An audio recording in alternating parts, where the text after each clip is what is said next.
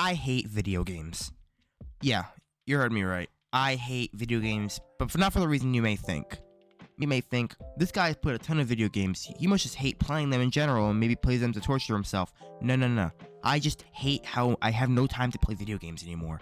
With YouTube taking up a good amount of my time and then school and me working like 30 hours a week, I have no time for video games anymore. And it got to the point where in the last like 3 months, I've only beaten 2 to 3 games in the last 3 months. One of them being Marvel Rivals, which is a newer game that it's not even like a game you can beat. But because of everything that's happened this year, I haven't had a chance to play too many video games. I only played 11 of them. And that includes Marvel Rivals again, by the way. Now, is it a bad thing? No. I actually, in case you're curious, I only play video games for about, I'll put up the community tab, I only played video games this year for about 600 hours, while last year I did it for almost 1600. That's how much of a life I have now. And 600 hours is still a lot to play video games, by the way. That's a ton. But I thought it'd be a fun idea today to talk about those games that I didn't miss, because this year was great for gaming. I've played a bunch of games that I would say are my best games of all time, and I actually have a new game, my favorite game of all time this year. I've had ups and downs. I've played some great games. I also stopped streaming games too, but that's separate. And going into the new year, I'm hoping to also talk about games I want to play next year. But with all that out of the way and that very boring intro hook out of the way, let's talk about the games I played this year. Rules for this video. These are games I basically took away games that I replayed. Case in point, God of War. I played this game this year. I beat the thing. I got 100%, but I'm not going to be talking about it this time around because there's not too much I can add to this game. If you want my opinion on it really quickly, I loved it. I did 100% this time around. My third playthrough, about 160 hours. The game is peak. It's really, really good. The only thing I learned playing this year is I love this game more than I thought I did, and 100% was set with the exception of the collectibles are really annoying, but the side quests are too much fun. I really recommend you guys do them. But that's separate. That's different. All the other 11 games are going to be together. And I also have a cool intro to introduce every game because why wouldn't I? But yeah, the rules are basically I had to play them from January 1st to now to January 1st to December 20th. And the games after December 20th this year, which is when I was supposed to record this video, I ended up being busy this week, doesn't count, which is why Sonic Frontiers isn't in this video either. Even though that game is really good and I'm currently playing through it, expect that for next year. But first game up, or games up I should say, Breath of the Wild and Tears of the Kingdom. Man, do I love these games. I don't think you guys understand. I had about 300 hours in Breath of the Wild, and then I also had about 60 hours in Tears of the Kingdom. The reason is because Breath of the Wild, I initially started playing on December 1st, or just January 1st. Beat that in February, and then I came back to that game in March and played about 150 hours. 200 hours almost. The game is peak. It's really good. Tears of the Kingdom, on the other hand, I've only done one playthrough. So my plan is to go back and replay Tears of the Kingdom around, I want to say July, but we don't know about that yet. It does depend. But why do I love this game so much? Adventure. These games changed my opinion on video games as a whole. I used to be somebody who was like, I'm somebody who still doesn't mind structured video games like Horizon, like the yellow, like the cliffs, they tell you where to jump. I don't mind that at all.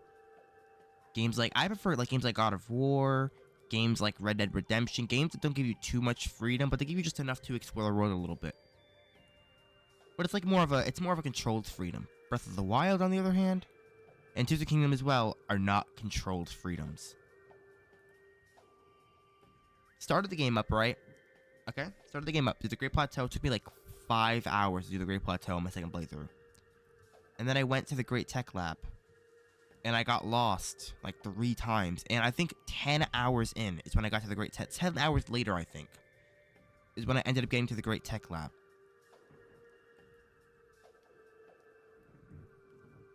Right? It's insane. And then I went, I adventured, and then throughout my playthrough, I did 90 to 100. I think it was 85 to it was not, sorry, it was 92 shrines I did total. And that might sound like a little bit, or that might sound like a lot, but I decided right before I beat Ganon that, yeah, you know what? I'm gonna do the other 20. So I looked up a guide and I did all the other 20 shrines, and man, it was an experience like no other. What a fire game. What a fire game. Genuinely my favorite game of all time. My only problem with this game is the bosses, and I really don't like the bosses. And then I also wish the anime variety was better. But now about Tears of the Kingdom. I'm hella conflicted on this game because I do think it's a better video game than Breath of the Wild. It improves a lot of what I had a problem with Breath of the Wild. Enemy variety is a little better. The depths are fun. Bosses are incredible. Everything is great. With the exception of the Fire Temple, every other temple is great. And then there was the small things like them reusing Hyrule. I'm sorry. I tried to like this game. I did. I thought it was amazing. I had a ton of fun with it. But at the same time, I got sick of the world of the Breath of the Wild. I already had 300 hours in this world, this hub world. This was in 1 year, by the way. This was in the span of like 6 months. I didn't want to spend another 300 hours in this world. So the game just did not feel fresh to me. And they did the best they could with this world. When it was originally announced that they're not using the new Hyrule, I was like, oh man, I'm gonna miss these characters. But now that I replayed Tears of the Kingdom, which is great by the way, don't let that my opinion on the reuse of Hyrule distract you from how good this game is. This game is peak. I sort of just am happy they're not using the same Hyrule again. They could definitely do this version of Link and Zelda in a different world for the end of their trilogy. That would actually be fire. I think a good idea would be to like take all the characters that we love and throw them in a new world. To be a nerd here, similar to like an incursion from Marvel, that would be the way to go for me. Is take Hyrule and take all its inhabitants and throw them in a new world. That would be fire. That would be so cool. Not every inhabitant, but throw in like all the major champions, or the sages as they're called now. That would just be so cool to do that. But, and it's a very big but, I don't know. They could just do whatever they want to do. But yeah, that's my favorite game of all time, Breath of the Wild, and a really amazing game, Tears of the Kingdom. Let's talk about a game that I grew up with, Lego Marvel Superheroes.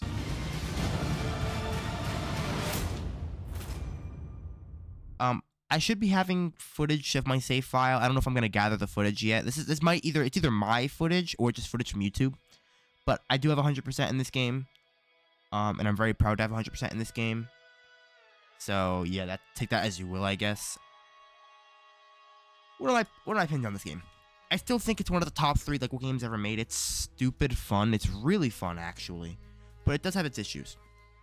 This is the first time I did 100% for this game. I've done Avengers twice, by the way, so keep that as you will. And Lego Batman 2 twice as well. But this game is fun. The level design is some of the best we've seen. I think the level design is the best part of this game. Roster is pretty good. Everything is good. I have like 2 problems with this game. Number 1 is it is incredibly glitchy. This game was, if you didn't know, this game was rushed to meet the deadline of PS4 and Xbox One.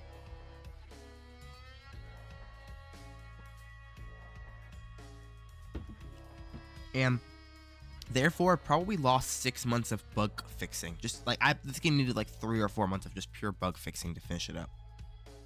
It was pretty obvious it was rushed. From what I remember, I don't know if this is correct, but there was a lot of cut characters and stuff from this game. And in general, it feels very rushed. And then the second problem I have, and this is the problem I have with all early Lego games. Man, oh man, do the characters feel the exact same. It's basically just like the Thing is like the Hulk. They're just too similar to each other. I don't know if that makes sense, but the characters are just like too similar to each other, and it just feels like you're playing the same character over and over. So I get to the point where instead of playing as a character for their abilities, I'm more just, okay, what's the coolest looking Iron Man armor that has the laser, and I'm using that. Or okay, I like Hulk. I'm gonna use Hulk. Or even like something like Lego Superheroes 2. What kind of Spider-Man am I gonna use? I like Spider-Man, but I don't need to use that exact one. It's a blessing and a curse. It allows you to decide what characters you want to use, but at the same time, it also just doesn't. Like, there needs to be a little bit of variety.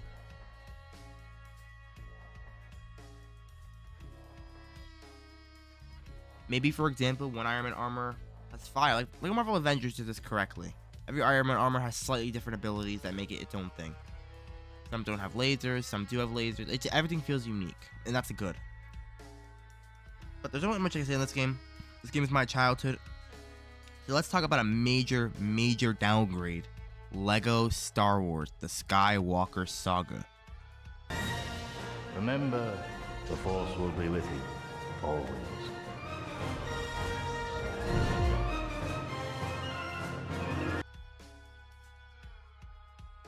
This game makes me sad. I really wanted to like this game because I really got excited for this game when it was coming out, and then I bought it for $30, which yeah, I know that was a mistake, but I bought it for $30 and I played it and I enjoyed it the first time I played it, and then I played it again on stream recently, and man, if I'm being honest, man, oh man, did I not like this game. Let's start off with the positives, I guess. The game is beautiful. It's a really good looking game. It's very visually appealing, and in that department, it's by far the best. By far the best. The other Lego game that I would say is visually pleasing is DC Supervillains, which is my favorite Lego game of all time. That game is just like not as good looking as this game. This game feels like a AAA game. This is the first Lego game to me that feels like a AAA game. I also think the character roster is amazing, although there are some people here that don't need to be here. Like, I also really don't like the system of classes. It's a good idea to have, you don't need classes, just have each character be able to like mix abilities. Because now you have characters like Anakin who are missing abilities they should have. Should be a mix of light and dark side. It shouldn't just be light side. And you have Sith characters having things the Jedi should have. For example, like, come on, it sucks. It just the class system is absolute hot garbage. I also don't like the roster system they have in this game, and it just makes the menus way too disorganized. Mind you, it would have been tough. There are 600 characters in this game, so the standard roster probably would have been tough to do. But there's got to be a system better than this. I also don't like the level design in this game.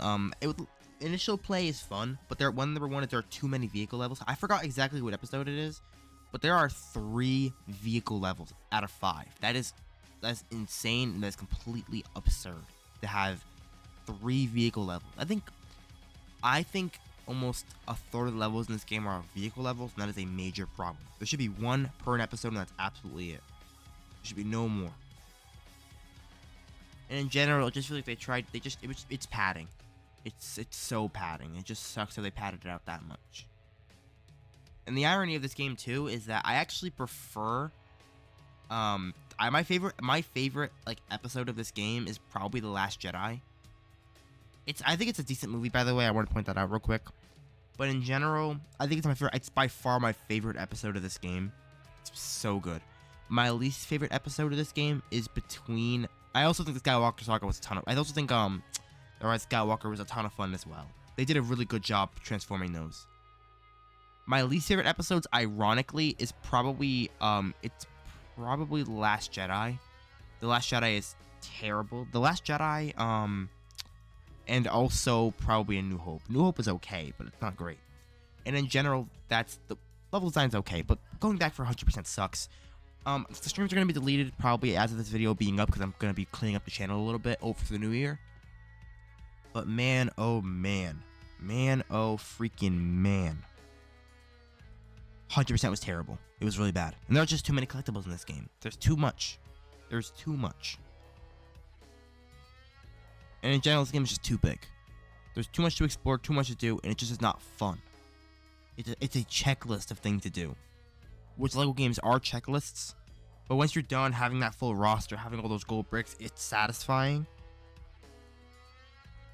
I can't see with the Skywalker Saga. The game is too long. But yeah, with that buzzkill out of the way, because I really was wishing that game was good, let's talk about a game that completely blew away my expectations.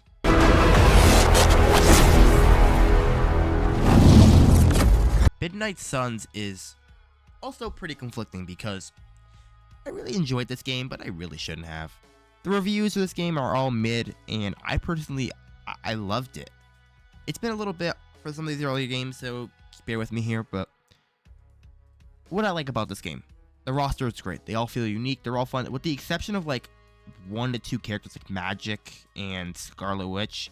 The other ones are fun to play as. They're fun. I like playing as those characters. And they also, the cosmetics are awesome, and in general, the game is very, very cool. The villain is nice. I like the boss fights. The gameplay is stupid fun. Like, it's so cool to play. And the game is just a boatload of fun for no reason. I also like exploring the open world and unlocking these powers. That's the cool part. I love the dialogue in this game. It's very well written. The only character here I don't really like very much is Spider-Man. This Spider-Man is not new to crime fighting. From what it looks like, he's in college, meaning he's been Spider-Man for like 3 to 4 years at this point, probably.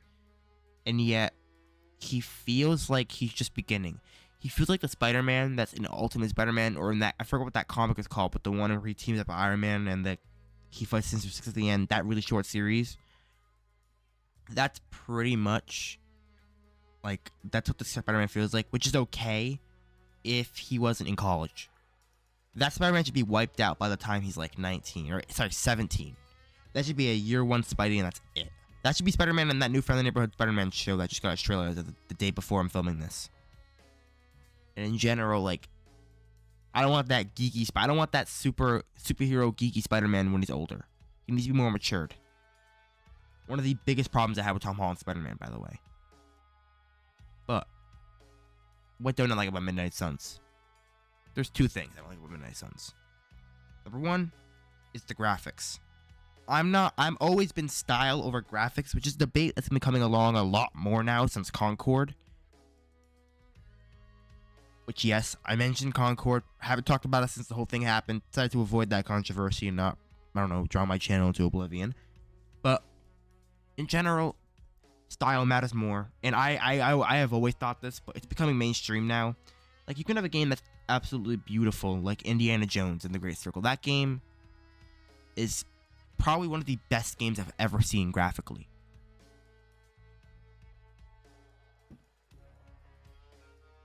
And if it wasn't trying to mimic it, but a lot of games try to pull that off.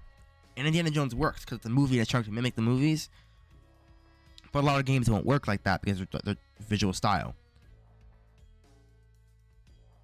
Games like Metaphor, terrible graphics, but amazing style. 2D games are a perfect testament to this. And in general, style just matters much more. And Midnight Suns doesn't have either. Its style is generic, and its graphics are horrible. My mind, we're thinking about this right now when I'm reading over my script. I'm thinking of the dog from the Hell Dogs or whatever you want to call them. Just look like plastic.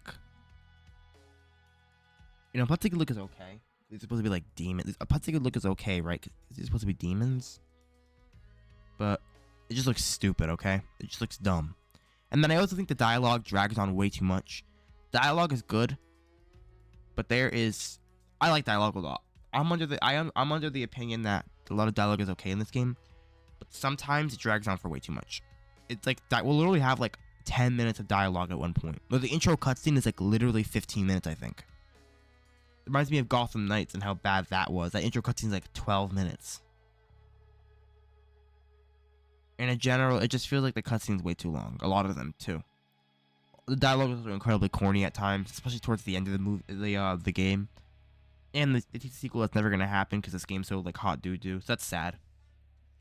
But in general, I absolutely adored Midnight Suns. I think it's incredibly underrated. If you're a fan of Marvel characters, check it out. It's on PS Plus. It's on PS Plus. And it's just regularly on sale for $10 or under. It was also free on Epic Games like a few months ago if you want to check. If you maybe redeemed it. Because I go on Epic Games. I never use Epic Games. But I go and I redeem a lot of games sometimes just in case, right? But next up, let's talk about a game that I thought was stupid underrated. Horizon Forbidden West.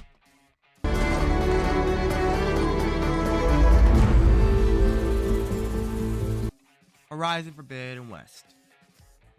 how I love and how I hate you. This game is both a blessing and a curse. At one side, Aloy's journey is great. I love this game. But at another point, it's so incredibly obvious, and this is going to be a controversial thing I'm about to say, trying to shove their views down your face. Right? This whole game, I don't mind people versus corrupt politicians, right? But then the movie will be like, the game will be like in the story sometimes. Oh my god, this is how the rich abuse the poor. And it'll feel like a Hamilton play. Like, are we serious? It's so corny. And there's also like, I don't even want to say that. That goes too far.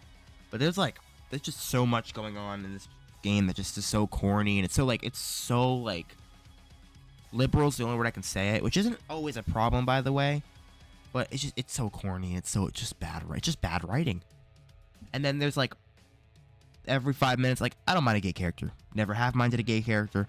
If number one is you don't change a character, like you don't change around an original author's works, and also if the gayness makes sense, right? I always thought Aloy would be gay. I'm not gonna lie. It just adds up for her character and the way she's been acting with the last 2 games. But then the scenes will be like, it'll be like that girl from the village in the water, or from San Francisco, the bridge, and it'll be like, gay love, like it's weird. Like, I don't mind gay characters,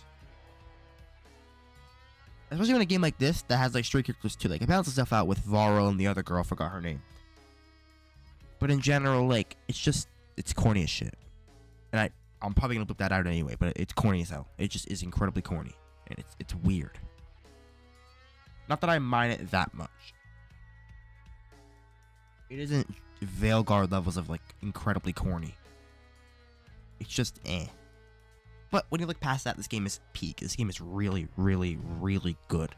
The gameplay is peak, really good, really improved over Zero Dawn. The one thing I wanted them to improve was physical combat, and they actually did that. So that's good. Graphics-wise, I know Remaster just came out. What a waste of development, by the way. But this game is so good. This game looks beautiful. This is one of the best-looking games I've ever seen. And this game is just really good looking, basically. It is. It's great looking. Side characters are great. I probably should. I'll put spoiler warning in editing for the first section of this video. But I guess spoilers for Forbidden West. Varl's death is great. I cried. Like, I actually shed a tear the first time that happened. Not cry, but I shed a tear the first time that happened. Even though I didn't even see it coming. I'm not even gonna lie to you guys. I didn't see it coming. He was the one character I liked, and they ended up killing him off, and it's so incredibly sad. And it's not like he dies for a reason. The thing I liked about it so much is it's not like he died. He didn't die saying, "Get the plans here." Boom. He like blew up in an epic explosion like Hawkeye does in What If at the end of season 1. No, it's like he dies for no reason. He dies because their plan failed.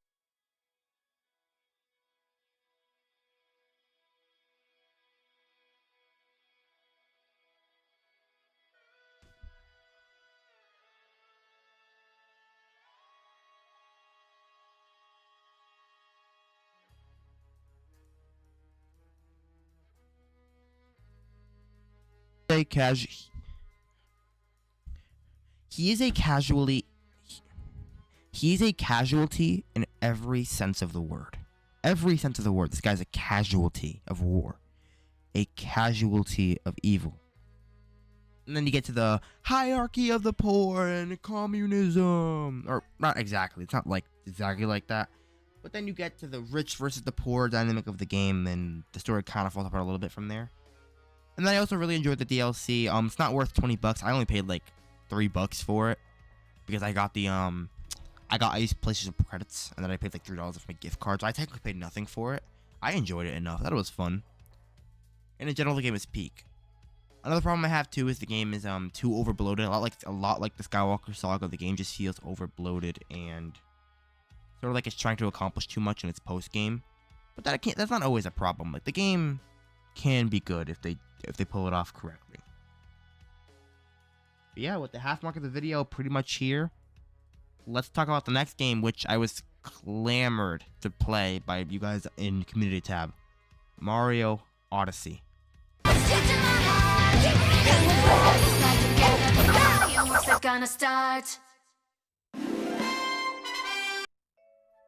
Yeah, this is a replay. Yeah, I don't care. Yeah, I know I'm a hypocrite. The reason I put Odyssey down here is because I had a new perspective on this game once I replayed it. I played the game about 5 times. I've beaten the game like 5 times. I love this game. On my 4th playthrough, I was sick of the game, and I was like, okay, I don't want to play this anymore. And that stuck in my brain to the point where I was reluctant to replay this game because I thought it would be bad.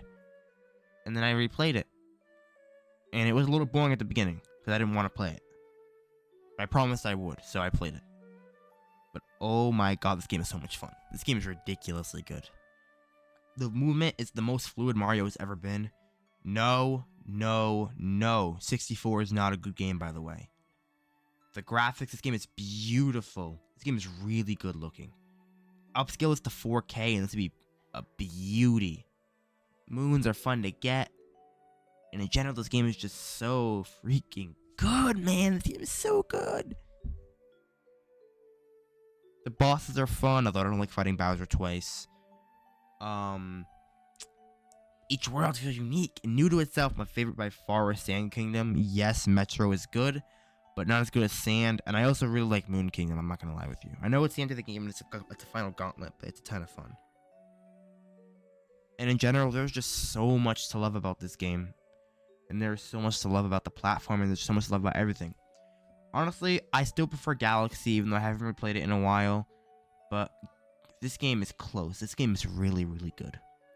And I highly recommend that people play this guy. If you guys play this, play it. It's something else. It's really good. Doesn't mean it's perfect, of course. It does have a few issues. Issue number 1. There are too many moons. I'm so sorry. There are just too many moons in this game. Again, it's that problem of overbloating that both Forbidden West and Midnight Suns. Every game has a lot of overbloating problem nowadays, which is why this is like the 4th time I've mentioned it. But in general, this game just feels overbloated as hell. It's not in a bad way, though. It's actually okay compared to the other 3 games I've mentioned it in. And in general, it's good, right? This game is great, and I highly recommend you play it. Seriously, play Mario Odyssey if you have a Switch. Next up is a game I wasn't even expecting to enjoy. Ghost of Tsushima.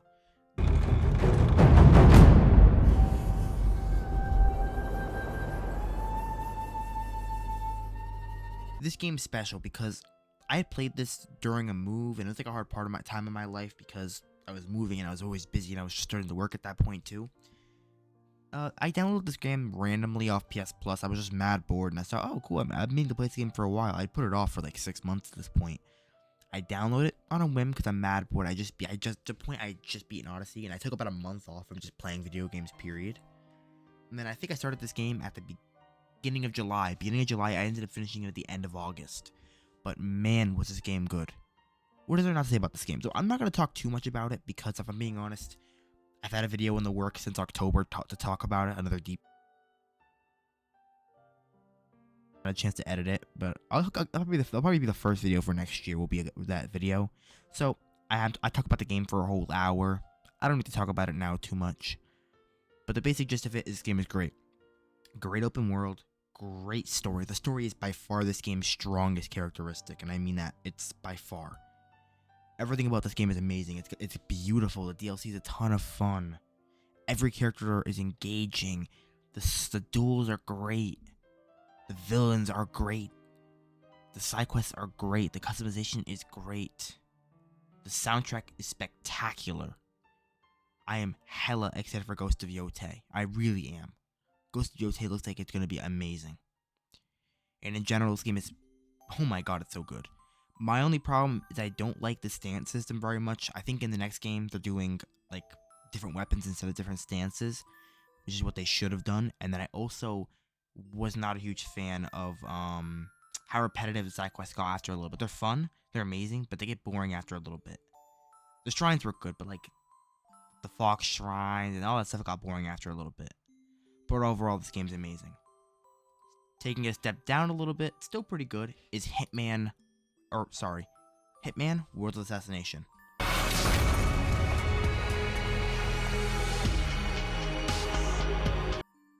little background. This game is basically, clarifying it, this game is basically, it's 3 games in one. It's the Hitman trilogy, which started in, I think, 2016, ended in 2021. And each game is combined into one big thing here. And I have been meaning to play this game for a long time. I basically was waiting for this game to go on sale, in order to buy it. And then I ended up, when I got my ROG Ally, I ended up just, like, jumping the gun and getting the game for, like, $20 because it was cheap at that point. Oh my god. This game is peak. This game is really good. I don't even want to list all my positives because everything about this game. Here are the negatives about this game because there really aren't that many negatives to it. I think it's a little like its replay value is kind of not as good as I was expecting it to be. I feel like besides the main story, there isn't much to do here. This is more of a personal issue because I know people love the post game in this game. I'm not a huge fan of it. I also wish there was more of a story here. I know there's a story. There's a story, Joshua. You're not following the story. No, I wish there was more of a story here. And yeah, it's my only problem. This game's a 9 out of 10. I don't think it's as good as Breath of the Wild or Ghost of Tsushima, but I do think it's up there as my favorite games of all time. It's really good.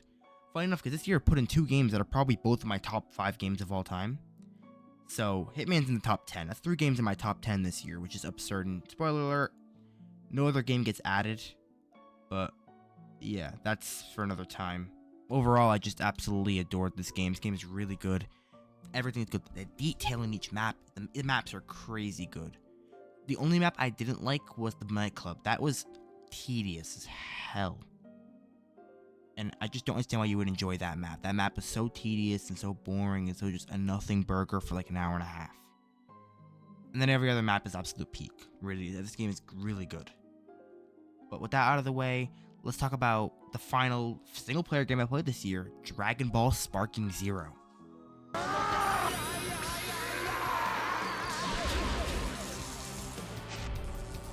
So, a little bit of clarification, I am planning to talk about Dragon Ball on the channel next year. I'm a third through the original Dragon Ball as we speak, episode 52, I think. Dragon Ball's he's facing the Red Ribbon Army and whatever, and yeah. My thoughts on the show will come in like a 40-minute video eventually, but talking about the game. Wow. I really like this game. I have very few positives. I love the episodes. They're all very cool. I played, I would say 70% of my playtime, 80% was actually 90% of my playtime was episodes.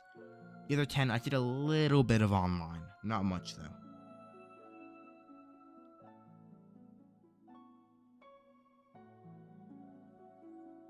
And I think it's what the game is at its peak. It's at its peak when you're doing episode battles, because episode battles are the best part of this game. They're so fun and engaging. It follows the show perfectly, and I just wish there was more. Now for negatives, because the game's great. Combat is, not talking about negatives yet. Combat is amazing. It's so fluid. I love the sparking system. I love the animation. It's a little rough around the edges, but very visually pleasing. Like seriously, this game is very visually pleasing. And in general, like, it's a good-looking game. What can I say? It really is. It's a good-looking game. The maps are all cool. I like how interactive they are. Every single character has their own unique playstyle. I personally like Super Saiyan Blue, Frieza, and Goku Black. Those 3 characters are by far my favorite characters in the game. I know it's generic. 2 of them are Goku. You just want it because it's Goku. Well, no, because you play Goku the most out of any character in this game by far. And in general, it's like Goku took 40% of the playtime in this game. But in general, I had too much fun playing as Goku. Goku Black. I don't play Super Saiyan Blue's up there because he's like the best version of Goku, and Goku's fun to play as. My personal favorite character, I think, period, is probably Frieza. Frieza is just so much fun to play as. Base Frieza, by the way, not the perfect form Frieza. Gold is still fun to play as, but doesn't not keep up with Center Frieza. I don't know. And why I like Goku Black is because Goku Black has Goku Black has his sparking ability is it's undodgeable pretty much. It's crazy. The only problem is when you're like, I don't know what they're called, when you merge them together, the frame rate is really bad. I'm at ROG, I'm on the lowest settings possible, 35 watts plugged in. This thing gets like 40 FPS. It's wild. They're actually no, 20 almost. The game runs at a solid 60% of that though. And in general, talk about Dragon Ball Sparking Zero for the last 3 minutes. This game is great, but what are my negatives? I don't like the absolute cucking Vegeta took. This bro literally has his episode sucks. It's really bad. By far the worst episode. My favorite episodes are definitely, of course, Goku. Probably Goku, Frieza, and Goku, Frieza, and Jiren were all a ton of fun. Although I don't like playing as Jiren a lot. In general, Vegeta just felt like so sidelined, and his episode was so bad. I also don't like Goku Blacks at all, because like it's only one arc, and in that arc, a lot of it's just Goku training. So there's not much combat in that arc, especially compared to the other arcs. There just isn't too much fighting. So there's like 4 fights they could pull from in that entire arc. And yeah, so those 4 fights, they had to literally like spring across like 10 to 20 missions. So, oh my god, there's way too much alternative. There's way too many alternative paths. I also don't like how they only give you 2 minutes to beat each enemy. It's really annoying. What I would do is I would set up a timer and then I'd start the fight. Or I'd start the fight, set up a timer mid-fight, and then I'd go because it was so tough. And in general, the game is, I'm ranting a lot. This is probably going to be a deep dive eventually. Maybe after I cover, my plan is Tsushima, God of War. Then I'll probably cover Sparking Zero and Sonic Frontiers. But in general, the game is really, really good. Like, I seriously enjoyed playing Sparking Zero. Now, on to the last game of the year. Marvel Rivals.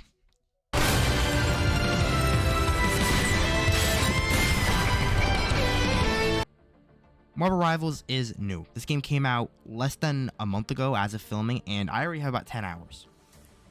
The game is really, really good. It is. It's something else. It's really, really good. I don't want to speak on it because Season 0 isn't even done yet. But I personally main Punisher, and I used to main Hawkeye, not so much anymore. Now I think for me it's really Hawkeye, and it's really just Punisher. I like Punisher because Punisher is absurd. I really like Black Widow and Hawkeye.